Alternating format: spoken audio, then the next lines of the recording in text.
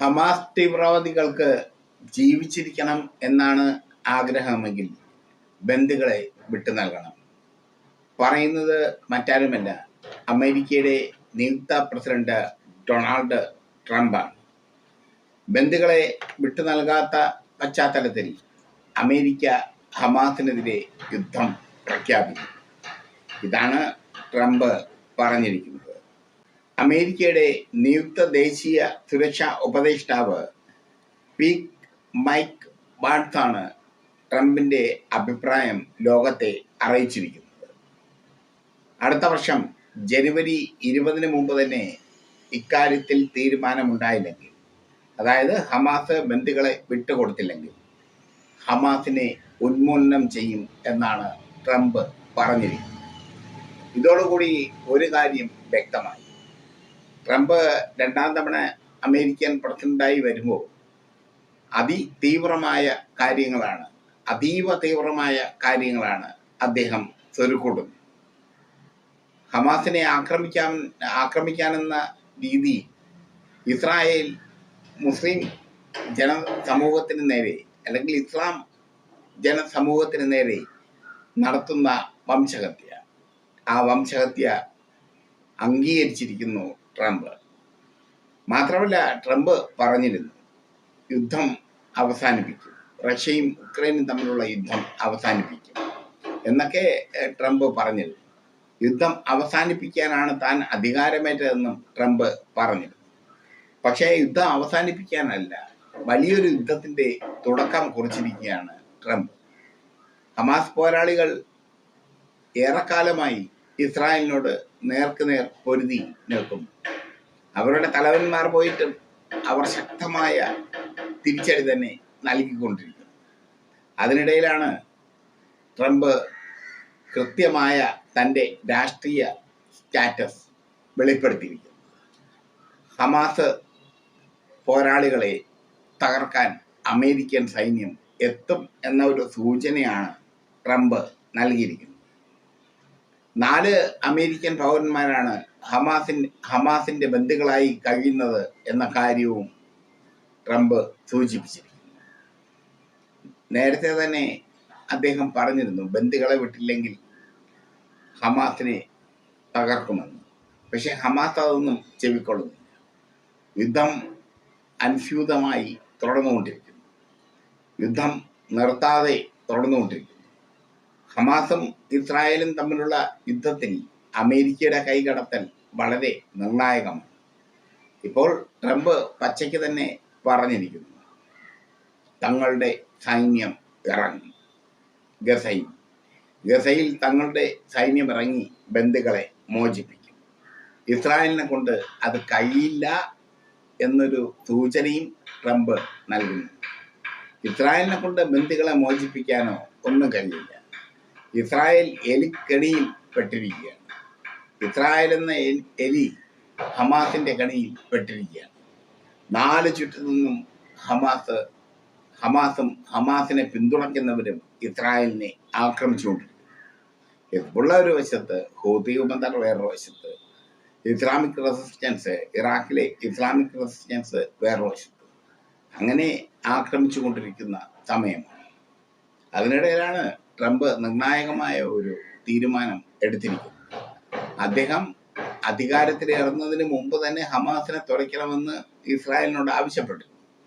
പക്ഷെ അത് നടന്നില്ല. ഇസ്രായേലിനെ കൊണ്ട് അത് നടക്കില്ല.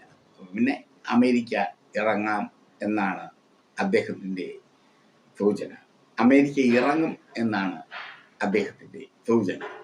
ബന്ദികളെ വിട്ടയച്ചില്ലെങ്കിൽ, അമേരിക്കൻ പൗരന്മാരടക്കം ബന്ദികളായിട്ടുണ്ട്, അവരെ വിട്ടയച്ചില്ലെങ്കിൽ കൃത്യമായി അമേരിക്ക യുദ്ധത്തിലേക്ക് നേരിട്ട് ഇടപെടും എന്ന സൂചന ട്രംപ് നൽകിയിരിക്കുന്നു.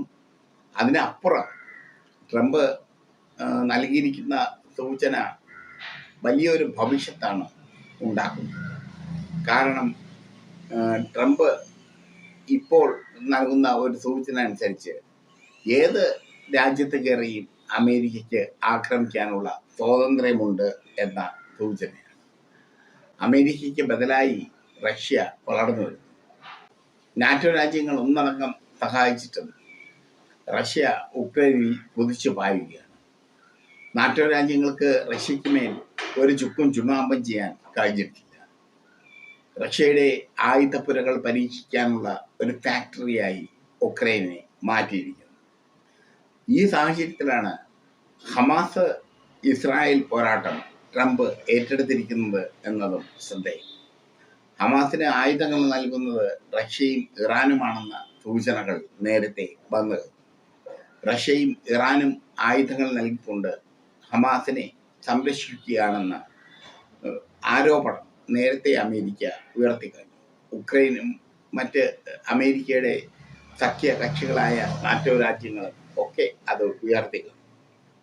ഈ സാഹചര്യത്തിലാണ് ട്രംപ് നിർണായകമായ ഒരു പ്രസ്താവന, ഒരു മുന്നറിയിപ്പ് ഹമാസിന് നൽകിയിരിക്കുന്നത്. ഇസ്രായേലിനെ കൊണ്ട് ഹമാസിനെ ഒരു പുണ്ണാക്കം ചെയ്യാൻ പറ്റില്ല. ഹമാസിന്റെ രോമത്തിൽ പോലും തൊടാൻ ഇസ്രായേലിന് പറ്റില്ല.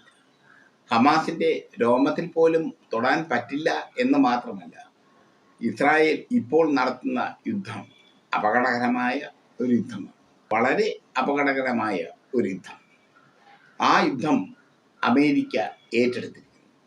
നേരത്തെ തന്നെ ഹമാസിന്റെ തുരങ്കങ്ങൾ തകർക്കാൻ വിദഗ്ധരായ അമേരിക്കൻ സൈനികർ ഗസയിൽ എത്തിയിരുന്നു. പക്ഷെ അവരെയൊക്കെ ഹമാസ് കൊന്നൊടുക്കി പെട്ടിയിലാക്കി വിട്ടു. അമേരിക്കൻ സൈനികരെ പെട്ടിയിലാക്കി തിരിച്ചയച്ചു, ശവപ്പെട്ടിയിലാക്കി തിരിച്ചയച്ചു.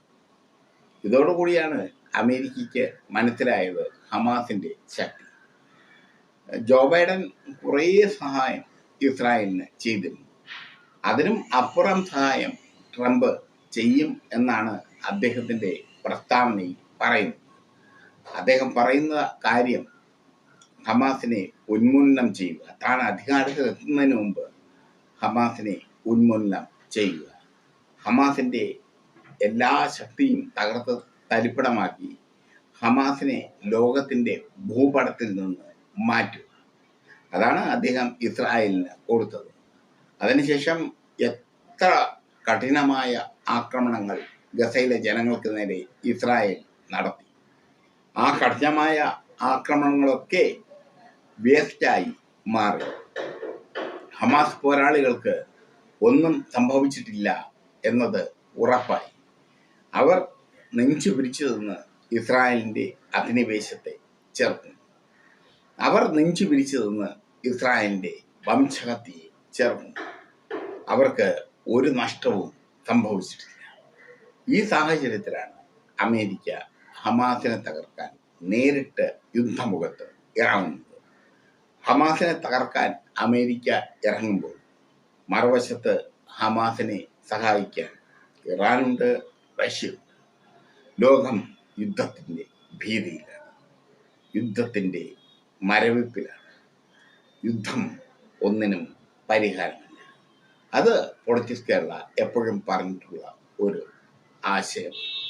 യുദ്ധം പരിഹാരമല്ല, പക്ഷേ യുദ്ധം ചിലപ്പോൾ അനിവാര്യതയായി മാറും.